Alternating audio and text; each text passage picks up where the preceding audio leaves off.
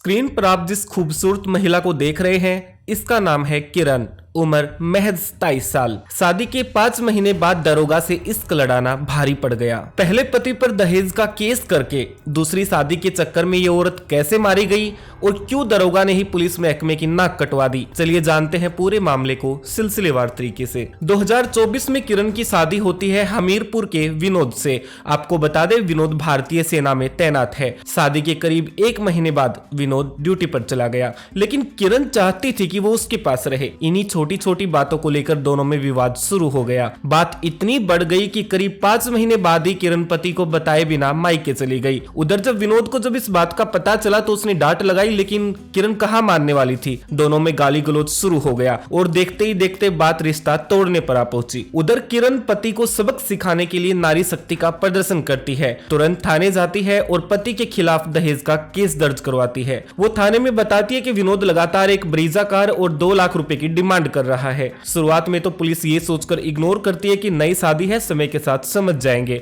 ज्यादातर मामलों में हम सब जानते हैं दहेज के केस फर्जी होते हैं, लेकिन जब किरण दूसरी बार थाने गई तो उसकी मुलाकात हुई अंकित यादव से, जो दरोगा है। अंकित ने जैसे ही किरण को देखा उसे प्यार हो गया। नंबर एक्सचेंज हुए और जांच के बहाने मिलने का सिलसिला शुरू हो गया। हमदर्दी दिखाते हुए अंकित ने किरण के पति पर संगीन धाराओं के तहत मुकदमा दर्ज कर लिया और उसे भरोसे में लिया कि वो उसके पति को नहीं छोड़ेगा। धीरे धीरे दोनों की नजदीकियां बढ़ी और अवैध संबंध बन गए। किरण अब नहीं चाहती थी कि वो विनोद को पति के रूप में देखे, यहाँ तक कि उसने तलाक का केस भी फाइल कर दिया था। इसकी अब एक ही चाहत थी कि शादी अंकित से करे। यह अंकित प्यार तो करता था मगर शादी के लिए तैयार नहीं था। उसका बड़ा कारण था कि किरण पहले से ही शादीशुदा थी और जो पति के साथ ऐसा कर सकती है वो शायद उसके साथ भी ऐसा ना कर दे। इसी डर के चलते उसने इग्नोर कर दिया। किरण का स्वभाव अलग था। जब उसने अंकित से शादी की ना सुनी तो उसका पारा 7वें आसमान पर पहुंच गया। उसने प्रेमी को साफ कह दिया कि अगर शादी नहीं करेगा तो तेरे ऊपर भी केस कर दूंगी। अंकित इस औरत के चाल चलन से अच्छे से वाकिफ था। नौकरी बचाने के चक्कर में उसने प्लान बनाया कि क्यों ना किरण को ही रास्ते से हटा दे।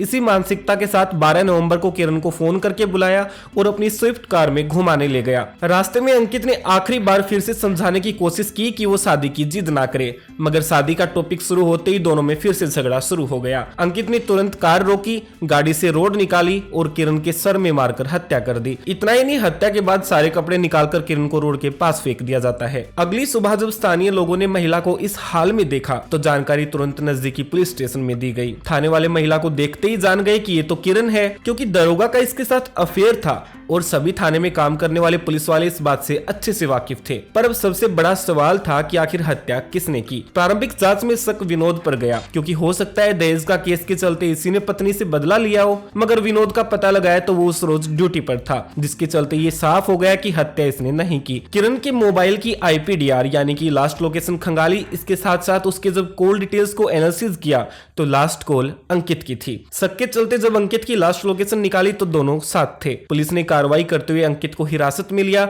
और पूछताछ की तो उसने अपना जुर्म कबूल किया है। फिलहाल दरोगा को जेल भेज दिया गया है। आपकी इस पूरे मामले पर क्या राय है, हमें कमेंट करके अपनी प्रतिक्रिया जरूर दें। वीडियो में अब तक बने रहने के लिए धन्यवाद।